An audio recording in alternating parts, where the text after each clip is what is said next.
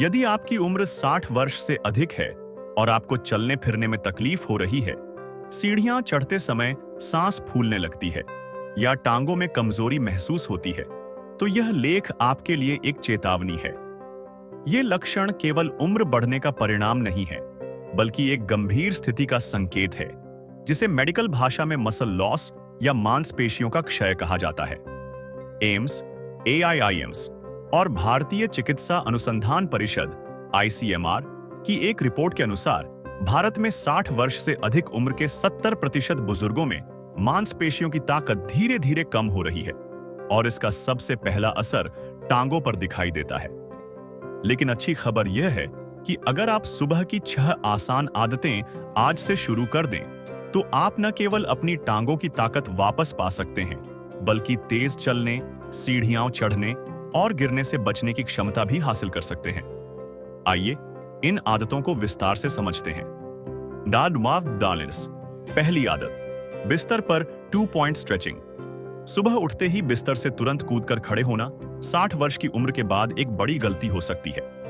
रात भर नींद के दौरान टांगों की मांसपेशियां और नसें जमी हुई अवस्था में होती हैं। National institute of mental health and neurosciences NIMHANS के अनुसार बुजुर्गों में रात के समय नसों में रक्त प्रवाह धीमा हो जाता है, जिससे सुबह के समय अकड़न, सुन्नपन या झनझनाहट की शिकायत आम होती है। ऐसे में अचानक पैरों पर जोर डालने से नसें खींच सकती हैं, मांसपेशियों में चोट लग सकती है और लंबे समय में चलने फिरने की क्षमता कम हो सकती है।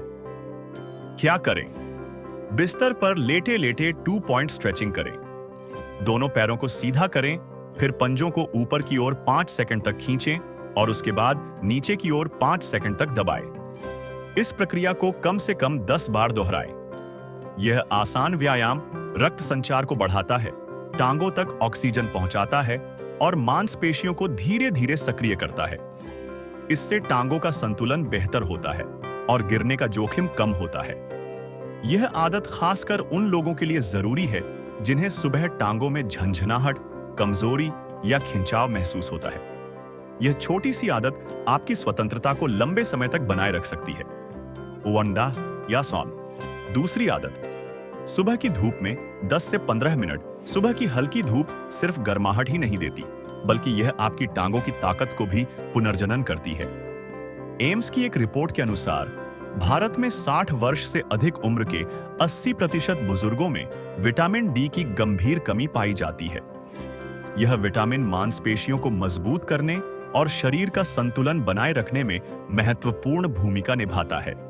इसकी कमी से टांगों में कमजोरी, चलने में लड़खड़ाहट और मांसपेशियों में दर्द की शिकायत शुरू हो सकती है। कई बुजुर्ग सोचते हैं कि दूध या कैल्शियम सप्लीमेंट्स से ताकत आ जाएगी, लेकिन सच्चाई यह है कि बिना विटामिन डी के कैल्शियम शरीर में ठीक से अवशोषित नहीं होता। नतीजतन हड्डियां और मांसपेशियां कमजोर रहती हैं। क्या करें? सुबह 7 से 9 बजे के बीच 10 से 15 मिनट तक सीधी सूरज की रोशनी में बैठे। ध्यान दें, खिड़की के शीशे से आने वाली धूप प्रभावी नहीं होती, क्योंकि यह UVB किरणों को रोक देती है। धूप में बैठते समय हाथ, चेहरा और टांगों का कुछ हिस्सा खुला रखें, ताकि त्वचा सूरज की किरणों को सोख सके। यह आदत मांसपेशियों और हड्डियों को मजबूत करती है और गिरने के जोखिम को कम करती है। तीसरी आदत, खाली पेट गुनगुना पानी और हल्दी। यह आदत साधारण लगती है, लेकिन इसका असर गहरा है। सुबह खाली पेट 1 गिलास गुनगुना पानी पीना शरीर को धीरे धीरे सक्रिय करने का सबसे आसान और सुरक्षित तरीका है। इससे शरीर का तापमान संतुलित होता है, नसें जागती हैं और रक्त संचार तेज होता है। लेकिन असली जादू तब होता है जब आप इसमें एक चुटकी हल्दी मिलाते हैं।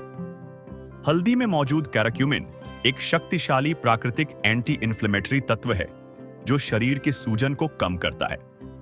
ICMR की रिसर्च के अनुसार हल्दी बुजुर्गों में मांसपेशियों की सूजन और थकान को कम करने में मदद करती है, खासकर उन लोगों के लिए जो सुबह टांगों में जकड़न या दर्द महसूस करते हैं।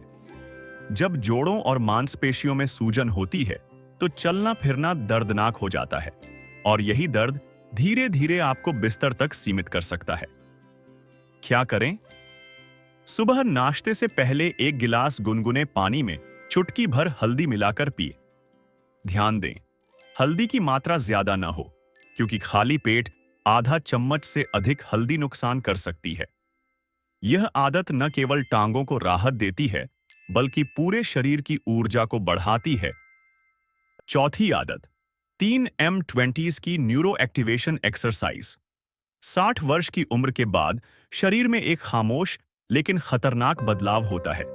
तंत्रिका तंत्र का धीमा पड़ना। निमहांस के न्यूरोलॉजिस्ट इसे न्यूरोमस्कुलर डिस्कनेक्शन कहते हैं, यानी दिमाग से मांसपेशियों तक जाने वाले सिग्नल देरी से पहुंचते हैं या ठीक से काम नहीं करते। नतीजतन चलते समय लड़खड़ाहट, संतुलन खोना और गिरने का खतरा बढ़ जाता है। क्या करें? सुबह 3 मिनट की यह आसान एक्सरसाइज करें। 1. नंगे पैर खुरदरी सतह जैसे घास, सीमेंट या खरंजा पर चलें। यह पैरों के न्यूरो रिसेप्टर्स को सक्रिय करता है। 2. पहले एड़ियों पर फिर पंजों पर धीरे धीरे चलें। यह व्यायाम नसों और मांसपेशियों को फिर से जोड़ता है, संतुलन और प्रतिक्रिया समय को बेहतर करता है और गिरने की आशंका को कम करता है। 5वीं आदत, प्रोटीन से भरपूर नाश्ता। ज्यादातर बुजुर्ग सुबह चाय, बिस्कुट या खिचड़ी खाकर नाश्ता पूरा कर लेते हैं, लेकिन इससे टांगों को कोई पोषण नहीं मिलता। हार्वर्ड मेडिकल स्कूल के अनुसार सुबह के पहले घंटे में 20 से 25 ग्राम प्रोटीन लेने से मांसपेशियों की टूट फूट रुकती है और उनकी मरम्मत शुरू होती है। क्या खाएं? उबला अंडा, मूंग दाल चीला, दही में भुना चना या पनीर। ईबक आहा। 6ठी आदत, कंट्रोल्ड वॉक। कई बुजुर्ग मानते हैं कि तेज चलना ही व्यायाम है, लेकिन मेयो क्लिनिक के अनुसार कमजोर मांसपेशियों के साथ तेज चलना चोट या गिरने का कारण बन सकता है। क्या करें? सुबह धीमा और संतुलित चलें। हर 10 कदम बाद 1 सेकंड रुकें। यह मांसपेशियों और नसों का तालमेल बढ़ाता है। 10% तक कमजोर हो सकती हैं। यह गिरने, फ्रैक्चर और बिस्तर पकड़ने का कारण बनता है, लेकिन इन 6 आदतों से आप ताकत और आत्मविश्वास वापस पा सकते हैं। 1. 2 पॉइंट स्ट्रेचिंग। धूप में 10 से 15 मिनट। गुनगुना पानी और हल्दी 4। 3 मिनट की न्यूरो एक्सरसाइज 5। प्रोटीन युक्त नाश्ता 6। Controlled walk. आने वाले वीडियो में हम बताएंगे कि कौन से 5 घरेलू खाद्य पदार्थ हड्डियों को मजबूत करते हैं और कौन से 3 व्यायाम नसों की शक्ति बढ़ाते हैं। आज से इन आदतों को अपनाएं, क्योंकि गिरने से पहले संभलना ही समझदारी है।